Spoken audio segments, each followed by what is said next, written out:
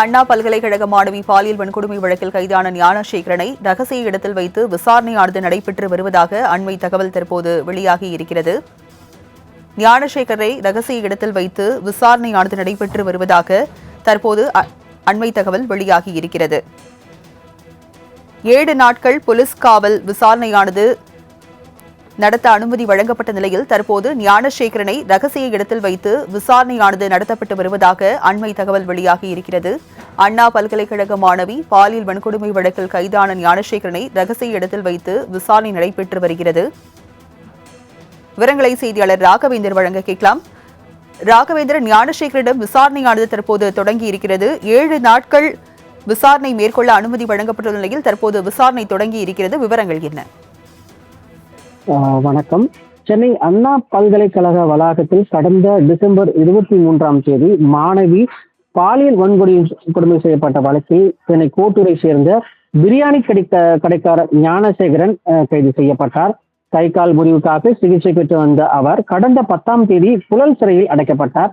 முன்னதாக சென்னை உயர்நீதிமன்றம் உத்தரவுப்படி அமைக்கப்பட்ட சிறப்பு புலனாய்வு குழு இந்த வழக்கு தொடர்பாக அண்ணா பல்கலைக்கழக ஞானசேகரன் வீடு ஆகிய இடங்களில் நேரில் சென்று விசாரணை மேற்கொண்டது. இந்த விவகாரத்தில் வேறு சிலருக்கும் தொடர்பு உள்ளதா என்பது குறித்தும் ஞானசேகரனின் கைபேசியில் இருந்த கைப்பற்றப்பட்ட சில வீடியோக்கள் புகைப்படங்கள் குறித்து அவரிடம் விசாரணை செய்ய 7 நாள் அனுமதி கேட்டு சைதாப்பேட்டை 9வது நீதிமன்ற நடுவர் மன்றத்தில் அண்மையில் புலனாய்வு குழு மனு தாக்கல் செய்தது.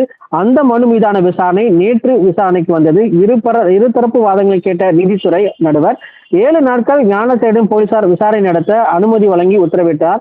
இதையடுத்து சிறப்பு புலனாய்வு குழு விசாரணையானது நேற்றே தொடங்கப்பட்டது.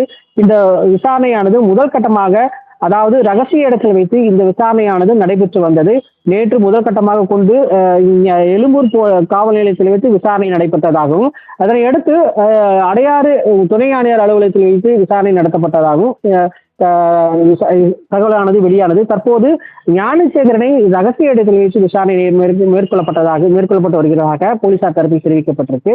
அவரிடம் கைப்பற்றப்பட்ட ஆவணங்கள், அவர் வீட்டில் கைப்பற்றப்பட்ட லேப்டாப், பென் டிரைவ் உள்ளிட்ட பல்வேறு ஆவணங்களின் அடிப்படையில் இந்த விசாரணையானது மேற்கொள்ளப்பட்டு வருவதாக சிறப்பு புலனாய்வு தரப்பில் தெரிவிக்கப்பட்டிருக்கு. மேலும் யார் அந்த சார் என்பது குறித்தும் விசாரணையானது நடத்தப்பட்டு வருவதாக தெரிவிக்கப்பட்டிருக்கு.